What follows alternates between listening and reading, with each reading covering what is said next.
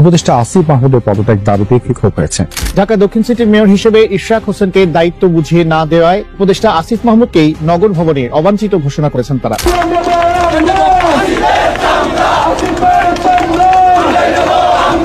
90,000 কোটি টাকা গত 8 মাসে পাচার হয়ে গেছে। বাংলাদেশে কোন নিষেধাজ্ঞা কাজ করে আর কোন নিষেধাজ্ঞা কাজ করে না, ওরা বেচারা তো 30 দিন, আর আমাদের তো 17 বছর, আর আমাদের কোন নেতার 50 বছর। এই দেশে আওয়ামী লীগের অনেক সমর্থক আছে এখন পর্যন্ত। আজকে বলছিলাম যে ভাই আওয়ামী লীগ তার কাজটা কান্দে উঠায় পারেন, আওয়ামী লীগ ভোট আছে, এর শিকড় অনেক গভীরে। বর্তমানে দেশের রাজনৈতিক অস্থিরতা ক্রমেই বৃদ্ধি পাচ্ছে। অন্তর্বর্তীকালীন সরকার থাকার সত্ত্বেও ন্যায় ও সুবিচার প্রত্যাশা পূরণ হচ্ছে না, এমনই অভিযোগ তুলেছেন সাধারণ জনগণ থেকে ছাত্র সমাজ। অন্তর্বর্তীকালীন সরকারের দায়িত্ব থাকার পরেও বিভিন্ন বৈষম্য করে উপদেষ্টাদের কর্মকাণ্ডের কারণেই আবারও আওয়ামী লীগ পুনর্বাসন হতে পারে। আওয়ামী লীগ নিষিদ্ধ করে লাভ হচ্ছে কি? কোনো কিছু লাভ হয়নি। এই আওয়ামী লীগ আবার আসবে, মানে আমার মনে হইতেছে কি আন্দোলন করাটাই ভুল হয়েছে, কারণ আগেও যেমন দেশের অবস্থা ছিল এখন তার চেয়ে দ্বিগুণ খারাপ হয়েছে। যে আন্দোলনের লক্ষ্য ছিল একটি বৈষম্যহীন রাষ্ট্র গঠন করা, আর সেই আন্দোলনের ফসল হিসেবে গঠিত হয় অন্তর্বর্তীকালীন সরকার। কিন্তু দুঃখজনকভাবে সেই সরকারের অধীনেও নানা রকম বৈষম্য শিকার হওয়ার কারণে সাধারণ জনগণ তাদের দাবি নিয়ে রাজপথে আন্দোলন করছে। এই এনসিপির অবস্থা আরো ভীষণ খারাপ হবে। আওয়ামী লীগের অবস্থা কি খারাপ হয়েছে, এর চেয়ে বড় খারাপ হবে। উঠে আসা বিপ্লবী, জুলাই আগস্টের বিপ্লবীদের যদি এনসিপি জায়গা স্পেস না দেয়, তাদের যদি অবমূল্যায়ন করে, এনসিপি অস্ত্রে ধ্বংস হয়ে যাবে।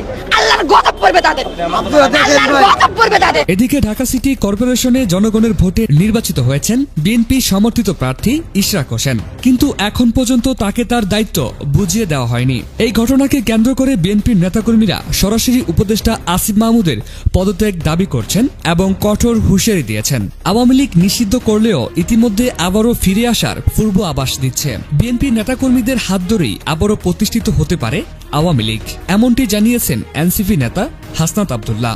আওয়ামী লীগের রাজনীতি এখন আওয়ামী লীগের টাকায় চলে, বিএনপির রাজনীতি এখন আওয়ামী লীগের টাকায় চলে। এখানে বিএনপির আপনারা যারা রয়েছেন, আপনারা আমাদেরকে শত্রু জ্ঞান করেন না, এটা আমি আপনাদের ভালোর জন্য বলছি।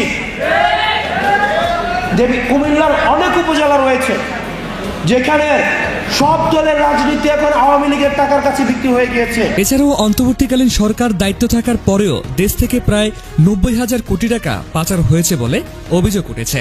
ছাত্র সমাজ এবং সিনিয়র রাজনীতিবিদরা এখন সরকারের বিরুদ্ধে কঠোর বার্তা প্রদান করছে। এই সরকারের হাতে আমার দেশের ভৌগোলিক অখণ্ডতা নিরাপদ নয়। 90,000 কোটি টাকা গত 8 মাসে পাচার হয়ে গেছে। তাই 8 মাসে 90,000 কোটি টাকা পাচার হয়ে গেছে। সেই হাসিনার আমলেও টাকা পাচার হয়েছে, আপনার আমলেও টাকা পাচার হচ্ছে। তাহলে আপনি কি দিতে পেরেছেন জাতিকে? প্রিয় দর্শক, বিস্তারিত দেখুন আমাদের পুরো ভিডিওতে।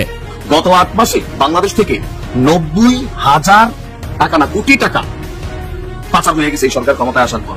এর মাঝখানে আমরা যে দরবেশ নতুন এনসিপি একটা দেখছি, উপদেষ্টা আসিফের এপিএস এর নাম আসতেছে, হেলথ মিনিস্টার এপিএস এর নাম আসতেছে। এই যে তথ্য আমরা কই পাইলাম? আমরা পাওয়া লাগে না, যিনি পাওয়ার তিনিই পান। তিনি বলছেন যে আওয়ামী লীগ দেশ থেকে হাজার হাজার কোটি টাকা পাচার করছে, এটা সত্য, কিন্তু অন্তর্বর্তী সরকারের গত 8 মাসেও দেশ থেকে 90,000 কোটি টাকা পাচার করেছে না সরকারের লোকজনই চাঁদাবাজির সঙ্গে সম্পৃক্ত। এটাও সত্য। অনেকের নাম আছে, অনেকের বাবার, অনেকের নিজেদের, কোটি না সারা নাকি ডেলি করে না। বিএনপি যখন এই তথ্য দিচ্ছে, মির্জা আব্বাস ভাই যখন অ্যামাউন্ট উল্লেখ করছেন 90,000 কোটি, হতে পারে 2-1,000 দিক সেদিক, বা সংখ্যা মেনশন করছেন। কুমিল্লাতে গতকালকে তিনি গিয়েছেন, আমি দেখছি কুমিল্লা উনি গিয়েছেন। আমার অনেক কাছের বিএনপি বড় ভাই যারা আছে তাদেরকেও দেখছি ওনার সাথে ছবি তুলছেন। যাই হোক, কুমিল্লা নগরের শিল্পকলা একাডেমি মিলনায়তন ভবনে বিএনপির বিভাগীয় সদস্য ফরম বিতরণ অনুষ্ঠানে গিয়ে তিনি বলছেন যে আগে বিএনপির শত্রু ছিল আওয়ামী লীগ, এখন আমাদের অনেক শত্রু হয়ে গেছে, তবে এসব শত্রুকে বিএনপি কেয়ার করে না। নেতাকর্মীদের উদ্দেশ্যে বলেছেন, অনেকে ভাবছেন এখন বিএনপির সুদিন, কিন্তু এখন বিএনপির সুদিন না। আমাদের দল এখনো ক্ষমতায় আসেনি, ভারপ্রাপ্ত চেয়ারম্যান তিনি বিদেশে আছেন, তাই কেউ উল্টাপাল্টা করে দলের ভাবমূর্তি ক্ষুণ্ণ করবেন না। এই লাইনটা খুব জরুরি ছিল, বুঝতেছিলাম এই লাইনটা কই আছে, যাক পাওয়া গেছে। যেমন অনেকগুলো ঘটনা, যে এক মহিলার গরু বিএনপি নেতা নিয়ে গেছে, বাসুর নিয়ে মহিলা আদালতে হাজির, কিন্তু প্রেক্ষাপট কিন্তু আরেকটা কাহিনী আছে। মানে এই মহিলার টাকা দিয়ে লোন দিয়া গরু কিনা দিয়েছিল, পরে গরুর টাকা টোকা দেয় না দেখা ওই বেটা গরু নিয়ে চলে গেছে বিএনপির স্বেচ্ছাসেবক দল। তো সেই ধরনের একজন লোক পরে মহিলা বাসুর নিয়ে গেছে, তিনি আবার বহিষ্কার হয়েছেন। অনেক ঘটনা প্রতিদিন বাংলাদেশে ঘটছে।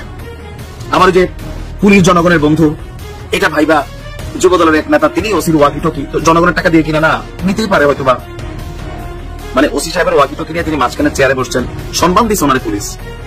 এরপর একদল লোক বলবে পুলিশ জনগণের বন্ধু পাবে না। বিএনপি ক্ষমতায় আইছে, যদি ক্ষমতা থাকতো তাহলে মানতাম। আজকে যদি এখানে ইয়ে বসতো কি কয় সার্জিস, তাহলে ভাবতাম ভাই দেখেন পুলিশ জনগণের বন্ধু, এটা মাঝে মাঝে প্রমাণিত হয়। তো তিনি ওয়াকি টকি নিয়ে সরকারের টাকা মানে আমার টাকাই তো সেই জন্য ওয়াকি টকিটা নিয়ে বসছে, এটা বিচার করে দিছে। এটা নিয়ে হ্যাটার্সরা আবার কি জানি লেখে ফেসবুকে, এরকম হয়।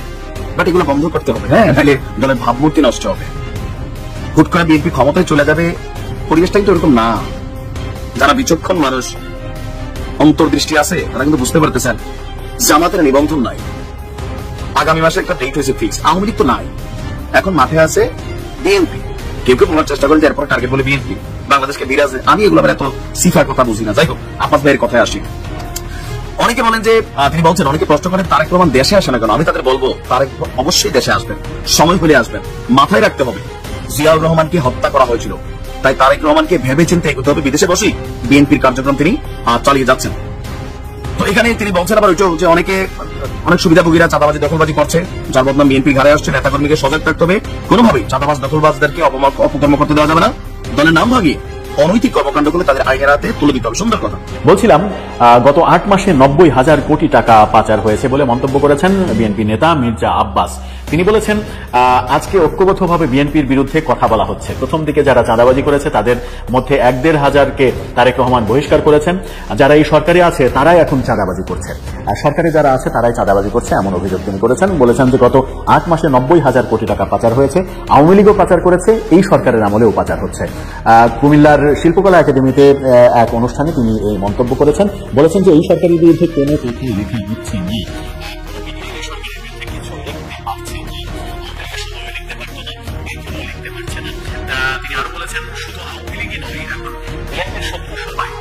কারণ অন্য দল সহ এই সরকারও নিশ্চিত বিএনপি ক্ষমতায় আসবে, তাই নির্বাচন দেওয়ার কথা বলা যাবে না, অর্থাৎ বিএনপিকে ক্ষমতায় আসতে দেওয়া হবে না।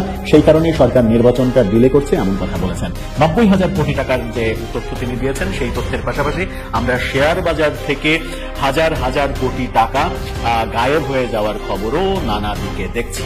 শেয়ার বাজার থেকে গায়েব হয়েছে হাজার হাজার কোটি টাকা, সেই ব্যাপারে সরকার নিশ্চুপ। সেটা সরকারের বিভিন্ন পর্যায় থেকে স্বীকারও করা হচ্ছে যে এই ঘটনাগুলো ঘটছে, কিন্তু সেটার কোনো সুরাহা হচ্ছে না। এটাই যদি চলতে থাকে তাহলে বৈষম্য বিরোধী আন্দোলনের পর আমরা যে সুস্থ স্বাভাবিক সমাজটা পেতে চেয়েছিলাম, সেই সমাজ কি আদৌ পেলাম? তিনি মির্জা আব্বাস মজার একটা কথা বলেছেন যে আগে কুকুরের মুখে ছিলাম, ভয়টা কম ছিল, এখন আমরা বাঘের মুখে পড়েছি। জনগণের ভোটের অধিকার নিশ্চিত করতে হবে। আমি হয়তো আরো পরে নির্বাচন করতে বলতাম, কিন্তু আমার দেশের স্বাধীনতা, সার্বভৌমত্ব নিরাপদ নয়, দেশের ভৌগোলিক অখণ্ডতা এই সরকারের হাতে নিরাপদ নয়, এমন কথা মির্জা আব্বাস বলেছেন। এই স্বাধীনতা, সার্বভৌমত্ব, ভৌগোলিক অখণ্ডতা নিরাপদ নয়, এই প্রসঙ্গেই চলে আসে করিডোরের প্রসঙ্গ। যে করিডোর দেওয়ার বা মায়ানমারের পথে করিডোর দেওয়ার সিদ্ধান্ত, নীতিগত সিদ্ধান্ত সরকার নিয়েছে, সেই সিদ্ধান্ত নেওয়ার পথে কোনো রাজনৈতিক দলের সঙ্গে সরকার আলোচনা করেনি, এমন সমালোচনা চলছে। এমনকি করিডোর যেহেতু জাতীয় নিরাপত্তার ইস্যু, সেই নিরাপত্তা ইস্যুতে ৩ বাহিনীর সঙ্গে, সেনাবাহিনীর প্রধানের সঙ্গেও কোনো ধরনের আলোচনা সরকার করেনি। আমেরিকার সঙ্গে এক ধরনের বোঝাপড়ার ভিত্তিতেই করিডোর দেওয়ার সিদ্ধান্ত নিয়েছে সরকার, এমন সমালোচনা রয়েছে, যেটারই সমালোচনা করলেন মির্জা আব্বাস, এবং বিভিন্ন সময় বিভিন্ন জনের সমালোচনা দেখা যাচ্ছে। মির্জা আব্বাসের প্রসঙ্গটা এই কারণেই বললাম যে বিএনপি যদি একটা কথা বলে সেটা এখন গ্রহণযোগ্য হবে, কিন্তু একই সমালোচনা আমরা আওয়ামী লীগের লোকজনকেও করতে দেখছি। কিন্তু আওয়ামী লীগের সমালোচনা তো আর এখন গ্রহণযোগ্য হবে না, যেহেতু তারা নিজেরাই অভিযুক্ত। তাদের সমালোচনা নিয়ে ডিসকাস করলে ব্যাপারটা এরকম হয়ে যেতে পারে যে কথাগুলো আওয়ামী লীগের পক্ষে চলে যাচ্ছে, কিন্তু কথাগুলো আওয়ামী লীগের পক্ষে কিংবা আওয়ামী লীগের বিপক্ষে, কার পক্ষে বিপক্ষে গেল সেটা বিশেষ বিবেচ্য নয়। মূল বিবেচ্য বিষয় হচ্ছে কথাগুলো দেশের পক্ষে যাচ্ছে কিনা। যে আলোচনা দেশের পক্ষে যায় সেই আলোচনাটাই আমরা করতে চাই। যারা সমালোচনার কাজ করবে তাদের সমালোচনাটা করতে চাই, যেন সেই সমালোচনার মাধ্যমে তারা উঠতে পারে। সরকারেরও সমালোচনা বিভিন্ন জনেরই করা উচিত, গঠনমূলক সমালোচনা করা উচিত, যেন সরকার যদি মনে করে যে সেগুলো ভুল হয়েছে সেগুলো যেন শুধরে উঠতে পারে। কিন্তু সরকার আদৌ কি সেগুলো শুধরে উঠছে? নানাজনে সমালোচনা করছেন যে সরকার শুধরে উঠছে না, তাদের টনক নড়ছে না। তাদের টনক কখন নড়বে? সবকিছু শেষ হয়ে যাওয়ার পরে টনকটা নড়বে, নাকি তারা জেগে জেগে ঘুমানোর এক ধরনের ভান করছেন? অবস্থাটা কি, কোন দিকে যাচ্ছে? দেশের নিরাপত্তা ব্যবস্থা যখন ভেঙে পড়েছে, ঢাকা শহরে শুধু আন্দোলন আর আন্দোলন, রাস্তা অবরোধ, এটা ওটা সব মিলিয়ে দেশের চিন্তা, দেশের অগ্রগতির চিন্তা, ক্ষেত্রে কর্মক্ষেত্র নষ্ট হয়ে গেছে, সাংস্কৃতিক অঙ্গনে হতাশা নেমে এসেছে। সিনেমা নাটকের অবস্থা একেবারে মাটির সঙ্গে মিশে যাওয়ার মতো অবস্থা। শিল্পকলা আক্রান্ত হচ্ছে, সিনেমার শুটিং আক্রান্ত হচ্ছে, নাটকের শুটিং আক্রান্ত হচ্ছে। সেলিব্রিটি ক্রিকেট লিগ হলে সেটাকে অশ্লীলতার দায়ে কোর্টে যে রিট করা হচ্ছে, কারণ সেলিব্রিটি মেয়েরা কেন ক্রিকেট খেলবে, তারা কেন টি শার্ট পরবে, এই ইস্যুতে কোর্টে গিয়ে রিট করা হচ্ছে। নানা কিছুই হচ্ছে, অভিনেতা অভিনেত্রীদের রাস্তাঘাটে হেনস্থা করা হচ্ছে, আওয়ামী লীগের দোষর ট্যাগ দেওয়া হচ্ছে, অনেক কিছুই আমরা দেখছি।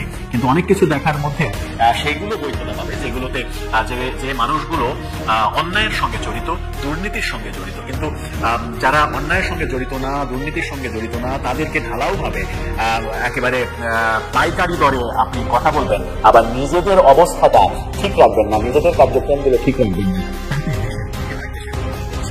আপনাকে মনে হয় সব মিলিয়ে আমরা কোন পথে যাচ্ছি, কিংবা মির্জা আব্বাস যে 90,000 কোটি টাকার কথা বললেন, এটা যদি সত্য হয় তাহলে আমরা কোন রাজ্যে আসলে বাস করছি? আপনার মতামত জানিয়ে লিখতে পারেন আমাদের কমেন্ট।